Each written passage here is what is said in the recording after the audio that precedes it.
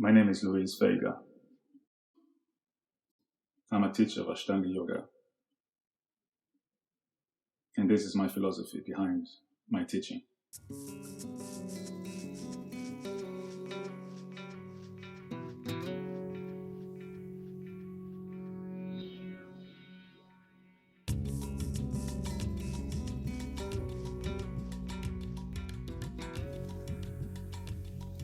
The meaning of the word yoga is union. Union between our physical world and our spiritual world. Yoga was originally created as a meditation tool, something for our mind, our soul, and our body. The practice of Ashtanga Vinyasa Yoga was discovered in 1900, and when it came to Europe and America in the 70s and 80s, students started to question why the series was so methodical and why you should follow in that particular order. And they start changing the series. There are many reasons why students change the series. One of them is that they don't know why they shouldn't change. But more often, practitioners avoid asanas that are either too easy or too challenging, or they find the practice too repetitive. If you change the series, then it becomes something different from Ashtanga. So you have to change the name of the practice. Nowadays, there are many types of dynamic yoga which are based on Ashtanga Vinyasa Yoga. The main difference between them and Ashtanga is that there is not a memorized sequence anymore. And without this, there is no emphasis on the meditation side of the practice. It turns to asana practice. In my opinion, some of these modern dynamic styles of yoga have lost their connection to the meditation and the spiritual side of the practice by placing too much emphasis on the asana, physical part, which is just one of the 8 limbs of yoga. The biggest challenge in the practice of yoga is to be present. And if you are present, even if you do the same thing 10 times, every time should feel unique, so there is never repetition. Practicing yoga as a meditation rather than a physical exercise allows you to become present in the moment. There are a number of things which, when they are combined, will make the experience meditative. The first thing, a sequence of asanas that you can learn to memorize, so there is no concern about what posture comes next, as it will come naturally. Then a breath which connects every single movement, every single moment into that sequence in a precise kind of way. And then the drishti, which is the focus point, literally the point of your gaze. And finally bandhas, the energy locks, which should be engaged throughout the practice. When you bring all those 4 elements together, you're practicing a meditative yoga. And you'll find it takes you to a different place. Within the philosophy of yoga, there's a relation to the cycle of life, death, and rebirth.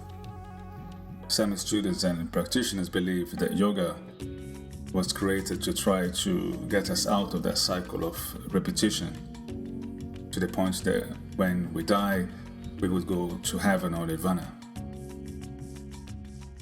I believe our souls evolve by experiencing different challenges in different lives, allowing us to grow spiritually.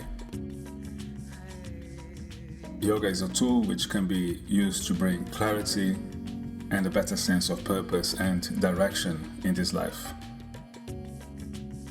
If you imagine the cycle of life, death, and rebirth, on the section of life on that cycle, We all go through pretty much the same process.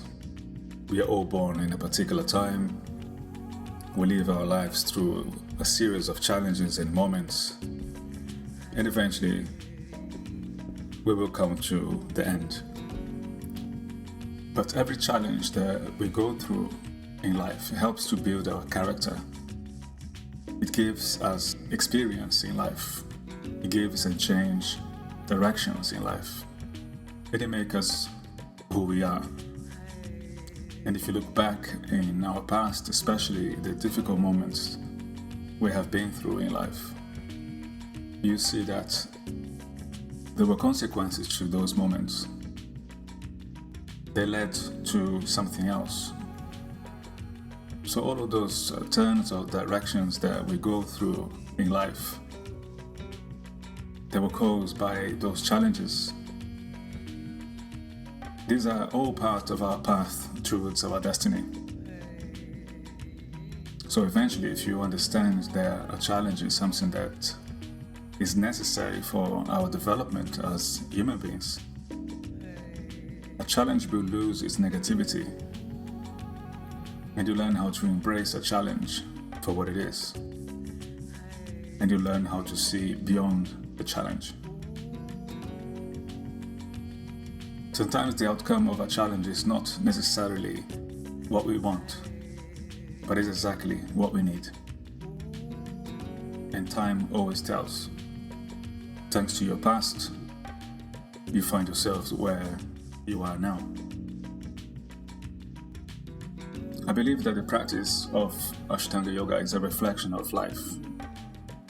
If you look at the first asana of the series, Tadasana, it represents you being born or appearing in the planet. The next few asanas after that represents the next few challenges you had in your life. As you get older, it gets more intense. And at the very end, Shavasana, which translates to the corpse pose, represents the end of life. If you can interpret the practice in this way, Ashtanga Yoga will teach you how to flow during each of those challenges without allowing you to pick what you like or avoiding the ones you don't like. It teaches you how to be present, how to practice with intention, and how to be happy with what you can do, regardless of you losing your balance and falling, or being able to bind in a particular asana. Because Ashtanga Yoga is not about that. Ashtanga Yoga is about how you approach your practice with intention, acceptance, presence, and love.